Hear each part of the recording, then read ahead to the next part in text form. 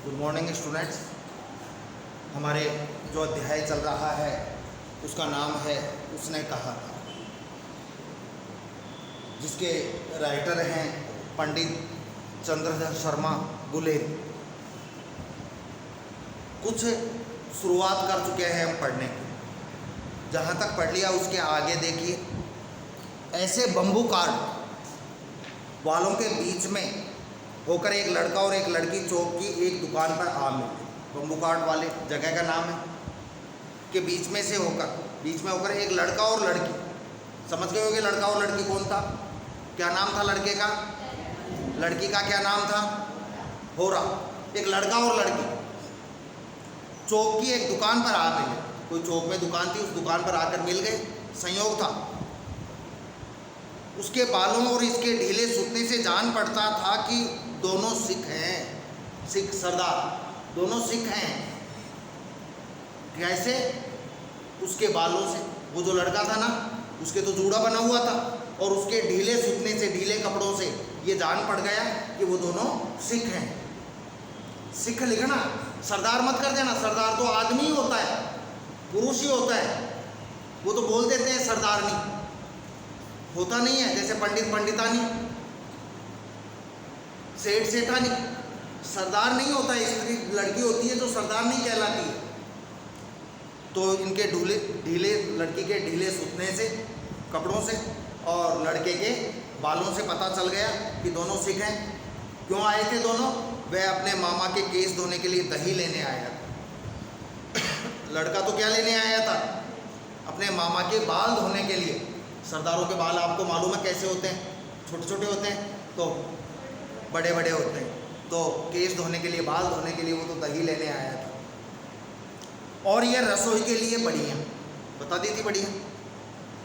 दुकानदार एक परदेसी से गूंथ रहा था।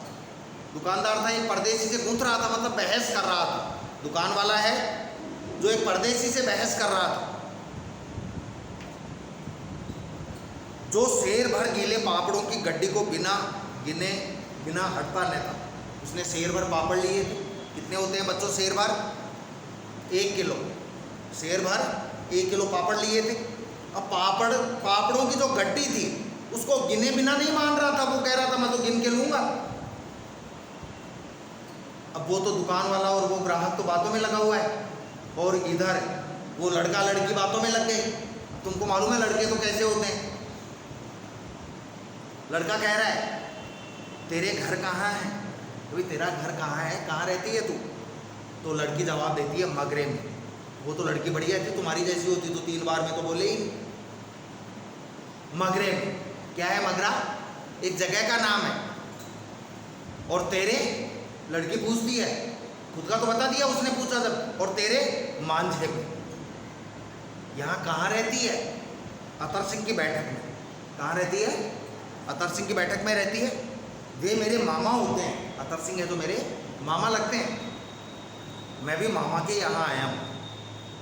तू भी मामा के रह रही है, मैं भी मामा के आया हूँ। मेरे मामा का घर गुरु बाजार में। इतने में दुकानदार निपटा। वो लड़के लड़की के दोनों के इतनी बात हुई, इतने में दुकानदार उस ग्राहक से निपट गया। किससे? जो पापड़ ले रहा था। और इनका सौदा देने लगा, उन दोनों बच्चों का सौदा लेकर, सौदा सामान लेकर दोनों साथ साथ चले। वे दुकान से उतरे तो थोड़ी दूर साथ साथ चले।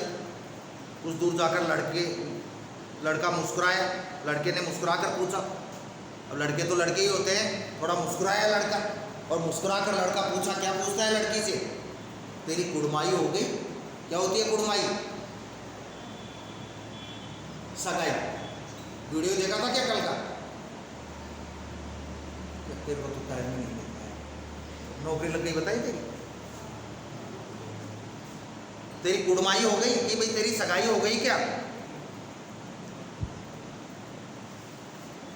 इस पर लड़की कुछ आंख चढ़ाकर, आंख चढ़ाई थोड़ी, आंख चढ़ाने का मतलब थोड़ी हल्के से गुस्से में आई लड़की, और धत्त कहकर दौड़ गई शर्मा कर। और लड़का मुंह देखता रह गया। किसका? लड़की तो दौड़ गई, फिर मुंह कैसे देखेगा? ये तो इन्हीं के पीछे से देखा होगा मुंह। मतलब वो लड़की के मुंह की तरफ ही देख रहा था, इतना लड़की इतने में धत्त कहकर भाग गई, दौड़ गई। दूसरे तीसरे दिन कभी तीसरे दिन, कभी 2 दिन बाद, कभी 3 दिन बाद सब्जी वाले के यहाँ या दूध वाले के यहाँ दोनों अकस्मात दोनों मिल जाते, अचानक मिल जाते। एक संयोग, कोई प्री प्लान नहीं था, एक संयोग बस। महीना भर यही हाल रहा, 1 महीने तक दोनों आपस में मिलते रहे, जानबूझकर नहीं, संयोग बस। भाई ऐसा संयोग होता है, वो भी सामान लेने जाती कोई काम से, वो भी काम से जाता और दोनों मिल जाते। और जब जब वो मिले 2-3 बार लड़के ने फिर पूछा तेरी कुड़माई हो गई, और उत्तर में वही मिलता उसको, क्या धत्त। एक दिन जब फिर लड़के ने वैसी ही हंसी में चिढ़ाने के लिए पूछा, कैसे पूछता था वो, चिढ़ाने के लिए शुरू में तो चिढ़ाने के लिए पूछता था, और फिर धीरे धीरे क्या हो गया, प्यार हो गया लड़के को, लड़की को नहीं। तो वैसे ही हंसी में चिढ़ाने के लिए पूछा तो लड़की लड़के की संभावना के विरुद्ध बोली। लड़का सोच ही नहीं सकता ऐसा बोल सकती है, उसकी संभावना के विरुद्ध बोली। क्या बोली, हाँ हो गई। क्या सगाई? कब हुई? कल।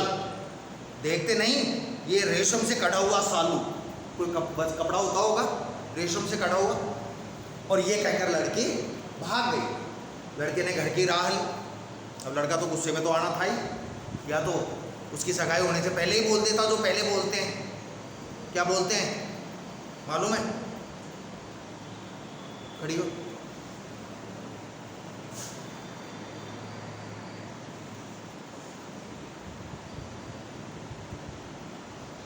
लड़के ने घर की राह ली, लड़की तो भागी गई कहकर, लड़का भी अपने घर की तरफ जाने लगा। रास्ते में एक लड़के को मोरी में ढकेल दिया। एक लड़का जा रहा था छोटा, उसके धक्का मारा, नाली में पटक दिया उसको। गुस्सा आ गया ना। लड़के ने घर की राह ली, रास्ते में एक लड़के को मोरी में ढकेल दिया। एक छाबड़ी वाले की दिन भर की कमाई हुई। एक छाबड़ी वाला था, जानते हो छाबड़ी, सिर पर रखकर जाते हैं, सब्जी वगैरह फल वगैरह बेचते हैं गाँव में। तो एक छाबड़ी वाला था, उसके धक्का मारा, उसकी दिन भर की कमाई बेकार हो गई, फल सब्जी जो भी थे वो सब खराब हो गए। एक कुत्ते के पत्थर मारा, और एक गोभी वाले के ठेले में दूध उंडेल दिया। गोभी वाला जा रहा था, उसके ठेले में दूध डाल दिया, दूध लेकर जा रहा होगा लड़का। सामने नहाकर आती हुई किसी वैष्णवी से टकरा गया, कोई ब्राह्मणी सामने से नहाकर आ रही, उससे टकरा गया वो लड़का गुस्से में, और अंधे की उपाधि पाई। उस वैष्णवी ने कहा कि अंधा है क्या, दिखता नहीं है? अंधे की उपाधि पाई उस स्त्री से। किसने? उस लड़के ने। तब कहीं घर पहुंचा, तब जाकर वो अपने घर पहुंचा। ये यहाँ का वो हो गया। ध्यान रखना, लहना सिंह घायल है, उसको याद आ रही है ये बातें। बताया था मैंने कल, बार बार 4-5 बार बोला था, फ्लैशबैक शॉट, वो याद आ रही है बातें। अब आगे देखो, राम राम, यह भी कोई लड़ाई। दिन रात खंदकों में बैठे, हड्डियाँ अकड़ गई। खंदक जानते हो क्या? खंदक, बंकर, आर्मी वाले, फौज वाले जो फौजी होते हैं, वो दुश्मनों से बचने के लिए ज़मीन में एक गहरा गड्ढा खोद लेते हैं, उसको ऊपर से कवर कर देते हैं, उसमें रहते हैं वो, ताकि दुश्मन को ये पता नहीं चले कि यहाँ कोई खड्डा है, इसमें कोई रहता है। उसको खंदक कहते हैं। ठीक है, राम राम, ये भी कोई लड़ाई है। दिन रात खंदकों में बैठे, हड्डियाँ अकड़ गई, खंदक में बैठे रहो। अब खंदक इतनी भी ऊंची नहीं होती है कि सीधे खड़े हो सके, ऐसे झुक कर ही रहना पड़ता है, या बैठे रहो या तो। लुधियाने से 10 गुना ज़्यादा। कितनी सर्दी पड़ती है वहाँ पर? लुधियाने से 10 गुना ज़्यादा। यदि लुधियाने में सर्दियों में 10 डिग्री टेम्परेचर रहता है, तो 10 गुना कम कर लो माइनस में,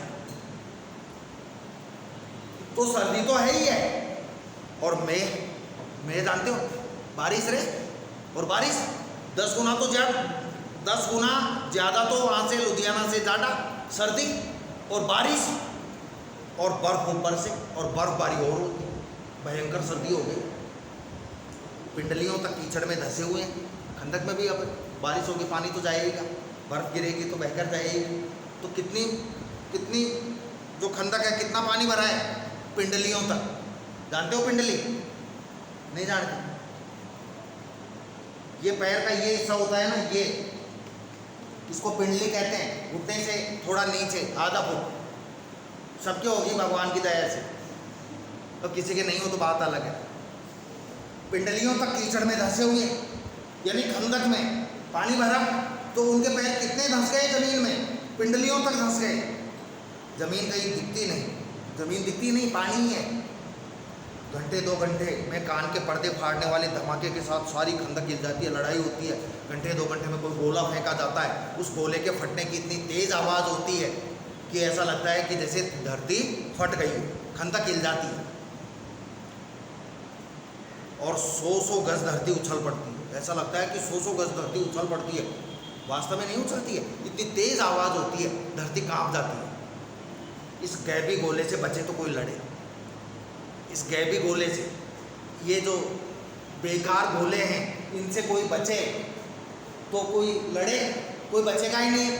मर जाएगा तो फिर कैसे लड़ेगा, इन कोई गोलों से बचे तो लड़े। नगरकोट का जलजला सुना था, नगरकोट में जलजला आया था, भूकंप आया था, उसके बारे में सुना था कि धरती कांपी थी भयंकर। भाई जलजला भूकंप, भूकंप में तो तुमको मालूम है क्या होता है, धरती हिलती है। नगरकोट का जलजला सुना था कि वहाँ धरती हिली थी। यहाँ तो दिन में 25 जलजले होते हैं, जब जब बम फेंका जाता है तब तभी धरती हिलती है। जो कहीं खंदक से बाहर, थोड़ा सा भी खंदक के बाहर यदि साफा या कोहनी निकल गई, भाई देख रहे हैं दुश्मन को कि कहाँ है, दुश्मन है क्या आसपास, और दुश्मन भी इतना चालाक, यदि थोड़ा सा साफा भी दिख जाता बाहर या कोहनी दिख जाती तो चटाक से गोली लगती है, क्योंकि दुश्मन भी तो ताक में है। न मालूम बेईमान मिट्टी में लेटे हुए हैं या घास की पत्तियों में छिपे रहते हैं, पता नहीं बेईमान मिट्टी में लेटे हैं या घास की पत्तियों में छुपे हैं। थोड़ा सा साफा बाहर निकल जाए खंदक के या कोहनी निकल जाए तो हाथों हाथ गोली लगती है। अब लहना सिंह कहता है, लहना सिंह और 3 दिन है, अब तो और 3 दिन है। कितने दिन है? 3 दिन। क्यों है 3 दिन? 4 दिन तो खंदक में बिता ही दी है, भाई 4 दिन तो यहाँ अंदर हो गए, 3 दिन और है। कितने दिन हो जाएंगे कुल? 7 दिन। 7 दिन के बाद दूसरी टुकड़ी आ जाएगी यहाँ और हमको रिलीफ पर, रेस्ट पर भेज दिया जाएगा। परसों रिलीफ आ जाएगी, सहायता देने वाली दूसरी टुकड़ी आ जाएगी रे, और फिर 7 दिन की छुट्टी, फिर 7 दिन रेस्ट करके फिर वो टुकड़ी वापस आ जाएगी, और जो खंदक में थी, जो युद्ध के मैदान में थी, वो टुकड़ी रेस्ट पर चली जाएगी। समझ गए?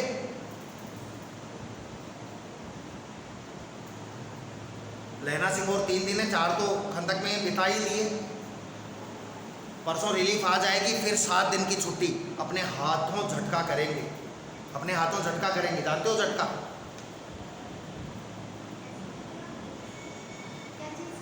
झटका, अपने हाथों झटका करेंगे, यानी कोई जानवर को काटेंगे। झटका, जानवर को काटते हैं ना, कोई जानवर काट कर आराम से खाएंगे, पेट भर खाकर सोए रहेंगे। झटका करेंगे, जानवर को काटेंगे, कोई भी बकरा वगैरह जो भी होगा उसको काटेंगे और खाएंगे और आराम से दिन भर सोते रहेंगे पेट भर कर। आदमी का पेट ज़्यादा भर जाता है तो नींद भी अच्छी आती है। उसी फिरंगी मेम के बाद में मखमल का सा हरा घास है। एक फिरंगी मेम है, कोई अंग्रेज मेम है, उसका जो बाग है ना, उसमें जो घास कैसी लगी है, ऐसे लगी है जैसे कोई मखमल का कालीन बिछा हुआ। फल और दूध की वर्षा कर देती है। जब उस मेम के पास जाते तो वो तो फल और दूध इतना खिलाती पिलाती है मानो बारिश कर देती है इनकी, खूब खिलाती पिलाती है। लाख कहते हैं कि भाई तुम फल और दूध देती हो, लाख कहते हैं उसको, बहुत कहते हैं, लेकिन दाम नहीं लेती, पैसा नहीं लेती। किससे? भारतीय सैनिकों से। कहती है, क्या कहती है? तुम राजा हो। फिरंगी मैम क्या कहती है भारतीय सैनिकों को, फौजियों को, कि तुम तो राजा हो, मेरे मुल्क को बचाने आए हो, कि भाई मेरे देश की तरफ से युद्ध करने आए हो, अपने देश से चलकर यहाँ, तो मैं तुमसे कोई खाने पीने की चीज़ों का पैसा थोड़े लूँगी, तुम तो राजा हो।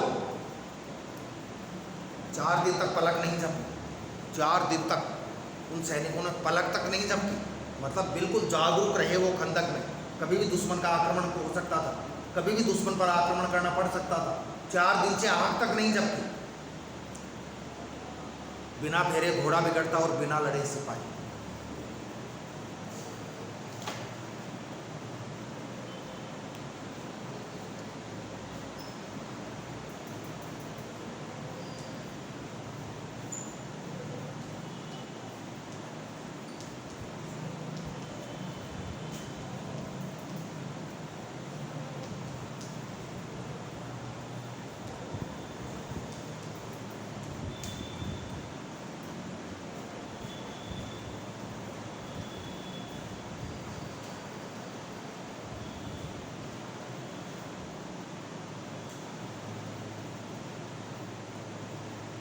समझ लो इसका मतलब।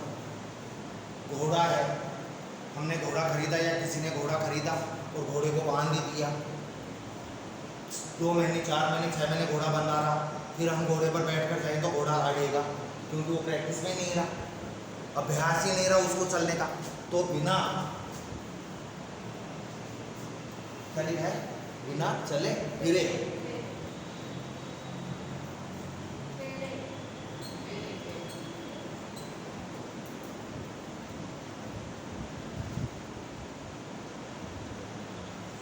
बिना फेरे घोड़ा बिगड़ता है। तो घोड़े को तो फेरना चाहिए, चक्कर कटवाना चाहिए। कई बार देखा होगा यहाँ आर्मी एरिया में घोड़े हैं, इनको सैनिक घुमाते रहते हैं, आर्मी वाले उनके ऊपर बैठकर। यदि उनको नहीं घुमाएंगे, नहीं चक्कर कटवाएंगे, नहीं फेरेंगे, तो जब घोड़े को काम में लिया जाएगा, ज़रूरत होगी तो घोड़ा अड़ेगा, क्योंकि अभ्यास ज़रूरी है।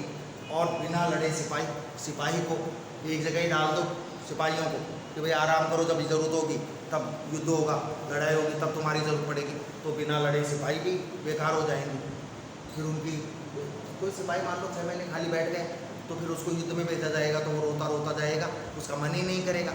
तो घोड़े को, सिपाहियों को इनको फेरना चाहिए, मतलब निरंतर अभ्यास में लेते रहना चाहिए। इसमें 2 ही चीज़ें, एक चीज़ मैं और बता देता हूँ। पान आता है ना, जानते हो कि पान खाया कभी? हाँ, तो शहरी में जाती है जब वो कटका होता है इसलिए खाती है, पैसे खर्च करके तो खाएंगे। हाँ, कह तो ऐसे रही है कि जैसे रोजाना ही खाती हो। और पान जो टोकरी में होते हैं, पान के पत्ते, यदि उनको नहीं संभाला जाए, उनको नहीं फेरा जाए, तो वो भी खराब हो जाता है। कहने का मतलब है बिना फेरे घोड़े को चक्कर कटाते रहना चाहिए, हमेशा चलाते रहना चाहिए, तो वो अभ्यास में बना रहता है। और सिपाही भी निरंतर अभ्यास सिपाही को भी करना चाहिए। यदि सिपाही भी निरंतर अभ्यास नहीं करेगा, अभ्यासहीन हो जाएगा, तो वो भी युद्ध क्षेत्र में जाकर सही से काम नहीं कर पाएगा। ठीक है, धन्यवाद बच्चों, आज के लिए इतना ही। कल फिर अगला वीडियो हम बनाएंगे, रिलीज करेंगे। ओके।